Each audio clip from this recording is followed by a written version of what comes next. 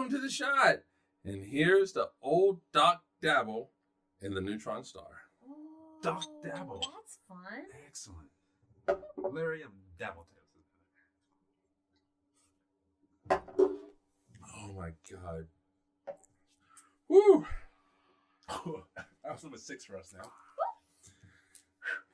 We're never doing this again. No. In 1932, James Chadwick discovered the neutron. Hell yeah. And Lev Landau, a physicist, predicted the existence of neutron stars. Where there are neutrons, there's got to be stars. Yes. That's why I call them neutron stars, Liz. 2 years later, a Bulgarian Swiss astronomer named Fritz Zwicky. Oh! Yep. Spherical bastard, that man. No, actually developed Landau's concept a little bit further and made some detailed predictions about how these stars should look and behave. Well, they would look like a neutron star. Yeah. Would they be round? They would be round, yeah. So it's a bastard star. No, those are triangle. Because His ideas, however, were made fun of in the Associated Press cartoon that said, "Be scientific with old Doc Dabble." Oh, Doc. I want those cartoons in today's Dabble. world. But continue. Zwicky, and the reason why is because Zwicky believed that cosmic rays are caused by exploding stars, which burn with a fire equal to 100 million suns, and then they shrivel down from 500,000 mile diameters to little spheres 14 miles thick. I mean, think about it, though. At the time, it sounds wild. Everything still sounds Everything wild. sounds, yeah. But it's the 40s.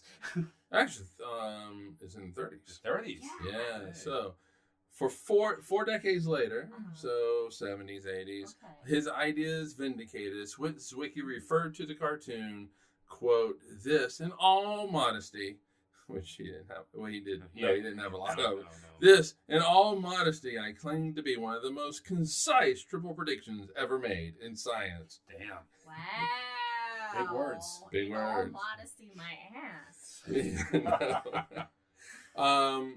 Basically, an article describing Zwicky's contribution suggests that, quote, "When researchers talk about neutron stars, dark matter, gravitational lenses, they all start the same way. Zwicky noticed this problem in the 1930s, but back then nobody listened." Which is the case. Tends to be the case of all breakthrough thought. It's like, you're 'Cause full of they- shit, and then... I mean, he was really prolific in his ideas. So it's remarkable that Zwicky and his colleague, you might know him, Walter, Hey. predicted the transition from supernovae, which Brandon talks about in a previous shot. But they predicted that transition from supernova to neutron star in 1934, which was only 2 years after the neutron was discovered by Chadwick. That's amazing.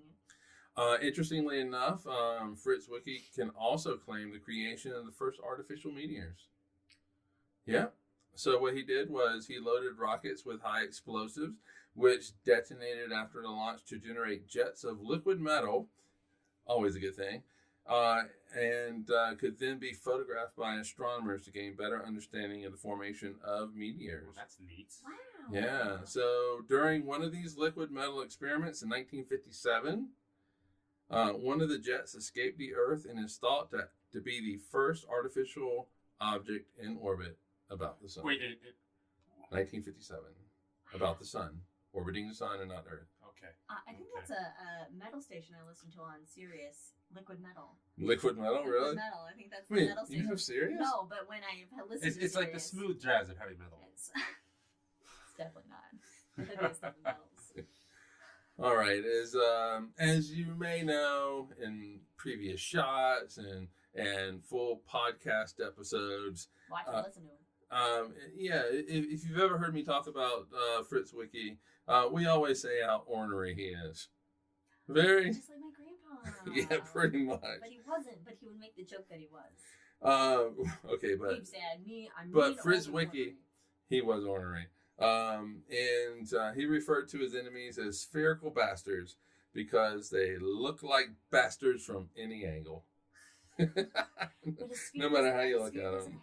have He even boasted to Robert Millikan, who there's an oil drop experiment that he did where you can get the fundamental charge of an electron. Nice. So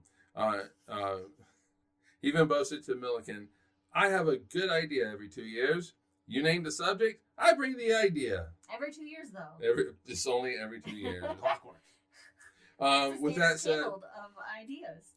as far as he was really ahead of his time and thinking about things, not everything was successful. No, not everything. He proposed, quite a few of them, but one of them was that he thought a jet plane could burrow through the earth. Nope. Some Scientology stuff going on Why? there. Well, I mean, think about the concept of planes, though. It's like, okay, a jet plane, you would think, if you took an Air Force jet to the past, they'd be like, oh, shit, that can fly Yeah, through but this the was earth. the 50s. And then we go, Yeah. We've had a lot of planes try to go through. It doesn't work too well. No. Usually it ends in Star Trek. Yes. But anyway, that is the story of old Doc Dabble and the Neutron Stars. Doc Dabble. Follow us on all the things. We'll see you next time. Cheers.